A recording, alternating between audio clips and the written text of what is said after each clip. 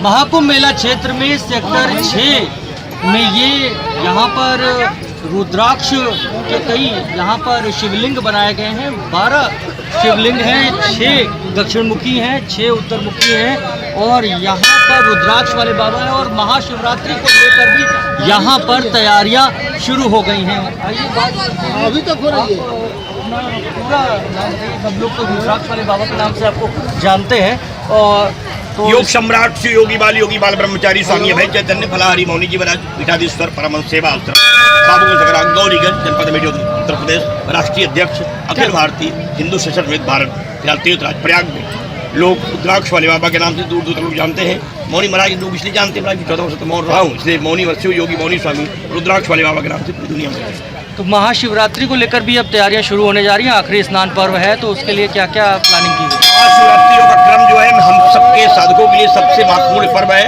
इसमें भगवान की 5 प्रहर की महाआरती होगी, मंगला आरती होगी, फिर प्रभात आरती होगी, मध्याह्न आरती होगी, सायन आरती होगी, मध्यरात्रि की अनुग्रह आरती होगी, फिर प्रभात में कृपा महाआरती होगी। इस तरीके से भगवान विनायक, महागौरी, सिद्धि विनायक, श्री विनायक और अनुग्रह आरतियों के साथ हम सब महातंत्रों का प्रयोग भी करेंगे और यजुर्वेद, ऋग्वेद, सामवेद और अथर्ववेद मंत्रों का प्रयोग किया जाएगा।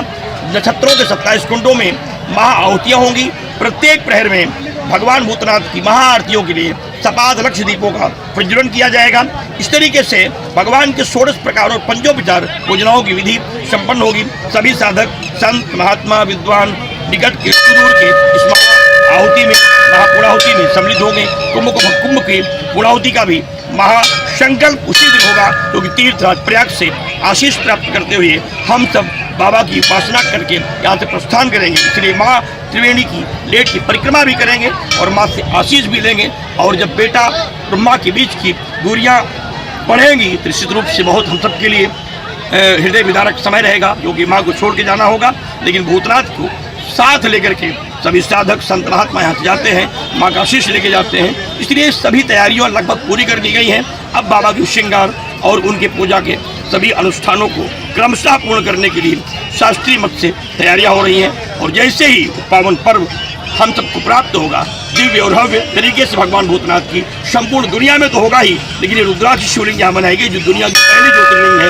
यहाँ दिव्य रूप से, भव्य रूप से, शास्त्रीय मतों के अनुसार तांत्रिक दृष्टि से भी तमाम क्रिया की जाएगी।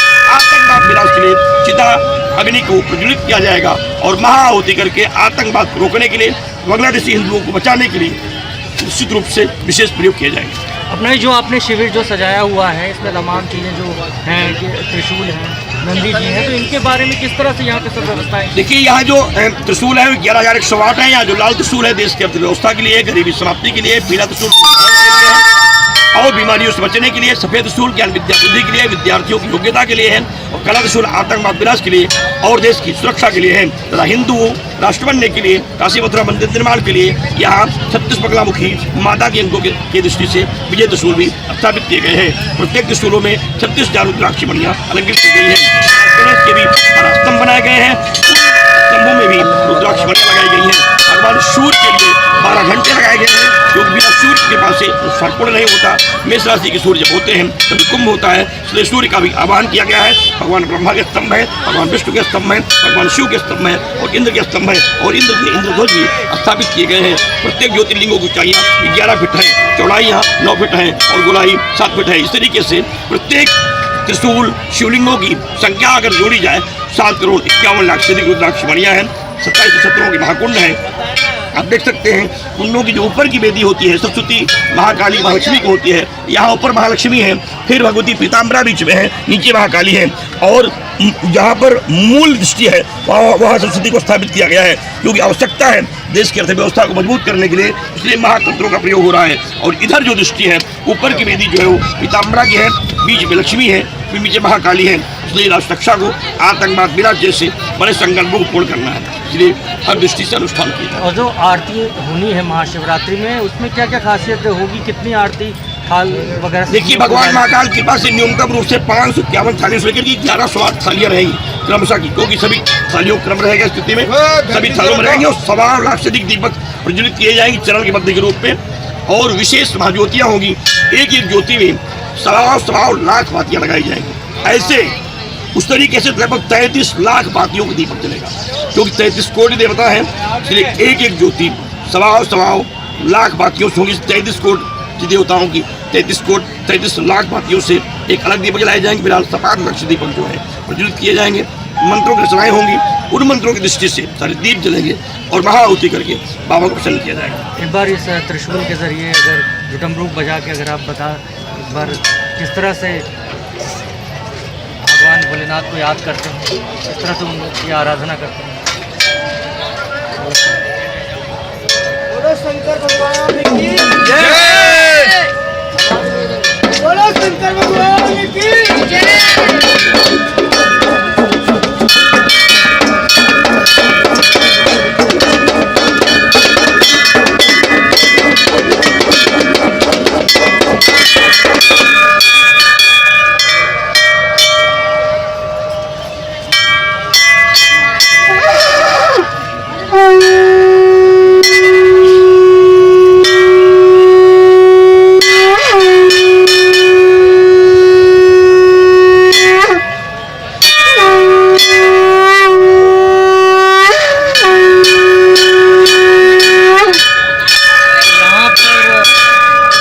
महाकुंभ शुरू हुआ है तब से यहाँ पर इस शिविर को सजा दिया गया है।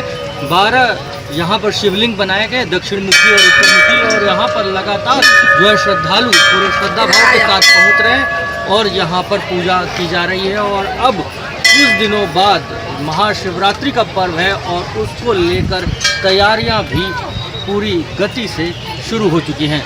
अमर उजाला के लिए महाकुंभ नगर से मैं संदीप श्रीवास्तव। अमर उजाला जीवांजलि के सारथी की मदद लें और महाकुंभ में स्नान जरूर करें।